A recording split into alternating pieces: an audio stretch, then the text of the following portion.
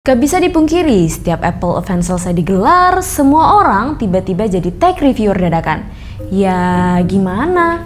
Emang happy segila itu sih. Bahkan aku random yang biasanya bahas gosip artis atau mungkin politik, jadi ikut nimbrung bahas iPhone terbaru di tahun ini. Nah makanya di video kali ini gue gak akan bahas satu persatu produk Apple yang dirilis kemarin. Tapi ada satu produk yang bikin gue penasaran banget, yaitu iPhone Air. Yet so thin and light, it seems to disappear in your hands.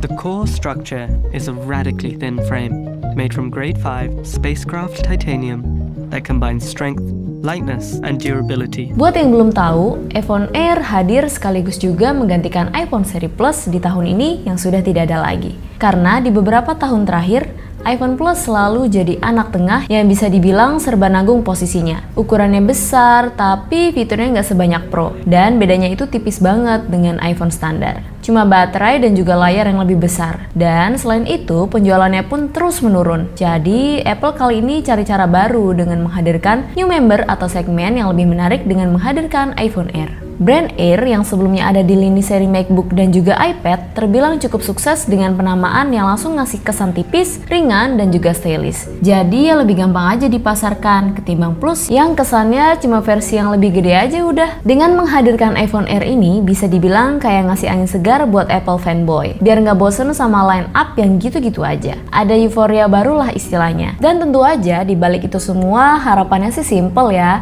Semoga jualannya makin laris dan Apple tetap bisa bilang the most pro lineup we've ever created. Our most pro iPhone ever. These are the best iPhones we've ever created. The most popular iPhone and the most popular smartphone in the world. Advanced iPhone we have ever created. Pertama, kita bahas desainnya dulu. iPhone Air ini tipis banget, cuma 5,6 mm aja. Dan ini resmi jadi iPhone paling tipis yang pernah Apple bikin. Jadi, kalau lo tipe orang yang gak suka pakai HP bulky, ini bakal terasa ringan banget di tangan, bahkan di kantong. Untuk ukuran layarnya, 6,5 inci OLED, udah pakai ProMotion 120Hz, artinya scrolling, animasi, sampai main game tuh super mulus. Dan brightness-nya sih gila, tembus 3000 nits. Jadi, kalau lo nonton di luar pas terik matahari, harusnya sih jelas ya. Untuk dapur pacunya, ini gila sih, setara dengan iPhone 17 Pro. Karena sama-sama pakai chip A19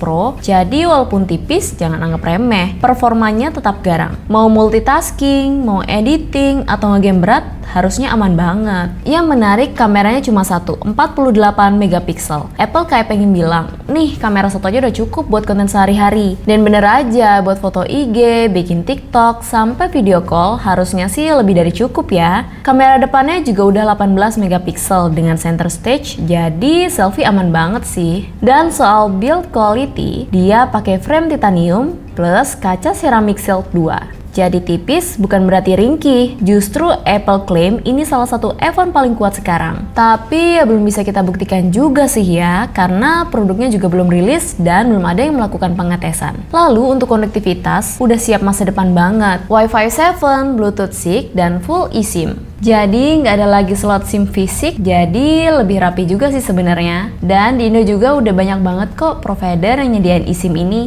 Dan terakhir, warnanya. Ada Space Black, Cloud White, Light Gold, dan juga Sky Blue. Elegan tapi tetap playful. Tinggal pilih aja sesuai selera kalian.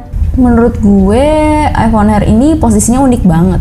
Dia bukan pengganti iPhone Pro, tapi juga bukan sekedar iPhone standar. Ini lebih ke produk buat orang yang ingin tampil beda.